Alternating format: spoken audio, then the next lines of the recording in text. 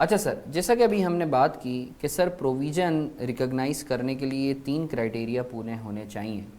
अब सर इसमें अब हम बात कर लेते हैं पहले क्राइटेरिया पे कि सर आपने बोला कि पास्ट इवेंट होना चाहिए as a result of present वो as a result of which there is a present obligation. Sir इसका क्या मतलब है? भाई देखो यार, जाहिर सी बात है कि आप बोलते हो ना कि आपके ऊपर ऑब्लिगेशन है आज, तो जाहिर सी बात है पास्ट में ऐसा कोई इवेंट हुआ होगा, कोई ऑब्लिगेटिंग इवेंट हुआ होगा जिसकी वजह से आज आपके ऊपर प्रेजेंट ऑब्लिगेशन आ रहा है। यानी ऐसा तो कभी नहीं हो सकता ना कि आज आपके ऊपर अगर कोई फ़र्ज़ या कर्ज़ है तो पास्ट में कुछ ऐसी हरकत हुई होगी जिसकी वजह से आपके ऊपर आज कोई फ़र्ज़ या कोई कर्ज़ आ रहा है। समझ रहे हो नहीं समझ रहे मेरी बात? तो सर याद रखो, पास्ट इवेंट हर क्या माजी में होने वाला event? No no no no no no no sir, हर माजी में इवेंट होने वाला इवेंट पास्ट इवेंट नहीं होता sir. Past event is an obligating event जो आपके ऊपर ऑब्लिगेशन ट्रिगर करता है। Obligating event is an event which triggers obligation on you. अब सर याद रखो, ऑब्लिगेटिंग इवेंट दो किस्म का हो सकता है, या तो लीगल ऑब्लिगेशन ट्रिगर करेगा वो, या तो फिर वो कंस्ट्रक्टिव ऑब्लिगेशन ट्रिगर करेगा। सर इसका क्या मतलब है? सर लीगल ऑब्लिगेशन वो ऑब्लिगेशन होती है जो लॉ इम्पोज करता है आपके ऊपर। आपने पास्ट में कोई ऐसी हरकत की है जो लॉ मना करता था, तो आज आप फंस गए हो, legal obligation. Constructive obligation, it is self-imposed obligation. It actually arises not because of law. It actually arises because of your actions towards the third party. आपकी हरकतों की वजह से थर्ड पार्टी के जो है दिमाग में एक्सपेक्टेशंस क्रिएट हुई, जिसकी वजह से ऑब्लिगेशन आप पे ट्रिगर हो गया। सर क्या मतलब इसका? सर एग्जाम्पल करते हैं, बट पहले ये समझ लें sir, past event as a result of which there is a present obligation means कि पास्ट में कोई ऐसा इवेंट हुआ होगा जिसने ऑब्लिगेशन ट्रिगर किया होगा आप पर, मतलब बिजनेस पर। सर ऑब्लिगेशन जो है दो तरीक़ों से ट्रिगर हो सकता है, या तो बाई लॉ जिसको आप बोलते हो लीगल ऑब्लिगेशन, या फिर बाई योर एक्शन जिसको आप बोलते हो कंस्ट्रक्टिव ऑब्लिगेशन। सर याद रखें, बाई योर एक्शंस वाला जो ऑब्लिगेशन है वो उस वक्त तक ट्रिगर नहीं होता जब तक कि सामने वाले के दिमाग में एक्सपेक्टेशंस क्रिएट ना हो। यानी आप सामने वाले को जब तक कम्युनिकेट ना करें, जाहिर सी बात है जब सामने वाले को कम्युनिकेट ही नहीं किया तो कोई एक्सपेक्टेशंस ही क्रिएट नहीं होंगी। अब सर इसी सोच के साथ एक एग्जाम्पल करते हैं और फिर जो है मैं आपको समझाता हूँ। सही, I would like all of you to be focused here. Case 1, sir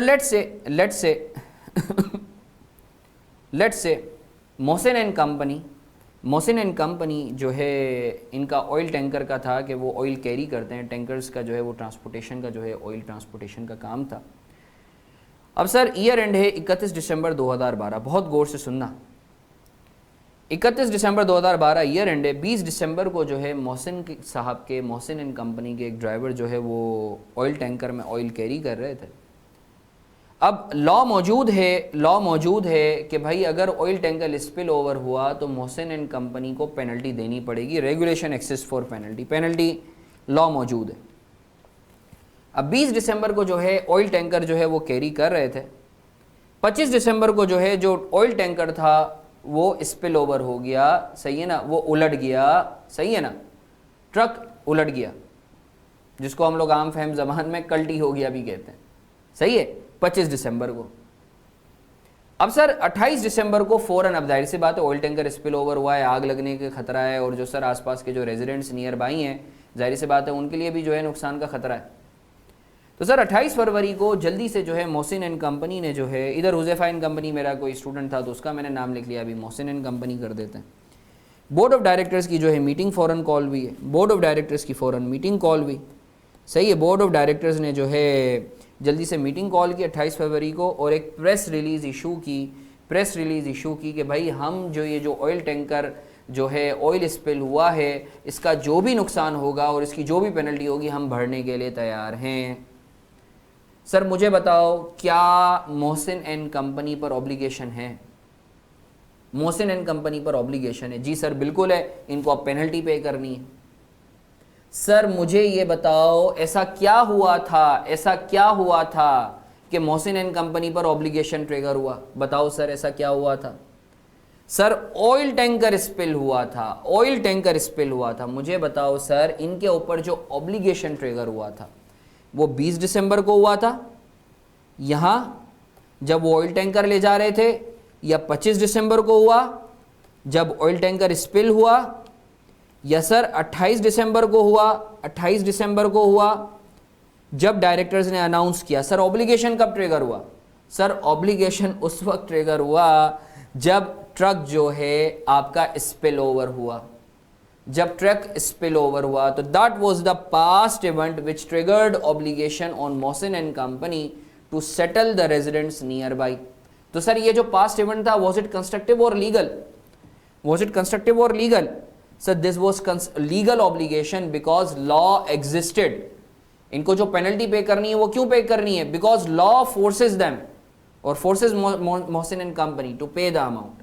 तो सर आई एम श्योर आपको क्लियर है कि प्रेजेंट ऑब्लिगेशन क्या है, उनको पेनल्टी पे करनी है। क्यों पे करनी है? Past event. पास्ट इवेंट क्या था? लीगल ऑब्लिगेशन, ट्रक का स्पिल ओवर होना। अच्छा सर, इसके बरक्स एक और एग्जांपल देखो, केस 2। अज्यूम करो यही सिनेरियो है, यही सिनेरियो है, और सर बस आप ये अज्यूम कर लो, इस केस में ये अज्यूम कर लो कि कोई सर लॉ एग्जिस्ट नहीं करता। सर कोई लॉ एग्जिस्ट नहीं करता, कोई लॉ एग्जिस्ट नहीं करता। अब बताएं सर क्या होगा? कोई लॉ एग्जिस्ट नहीं करता। अब सर 20 दिसंबर को वही टैंकर स्पिल, लॉ पेनल्टी का कोई एग्जिस्ट नहीं करता। ऑयल टैंकर ऑयल कैरी कर रहा था 20 दिसंबर को, सही है। 25 दिसंबर को ऑयल टैंकर स्पिल ओवर हुआ। 27 दिसंबर को बोर्ड ऑफ डायरेक्टर्स ने जो है मीटिंग कॉल कर ली और डिसाइड किया कि भाई ऑल दो लॉ नहीं करता but as a good corporate citizen we are gonna compensate the residents.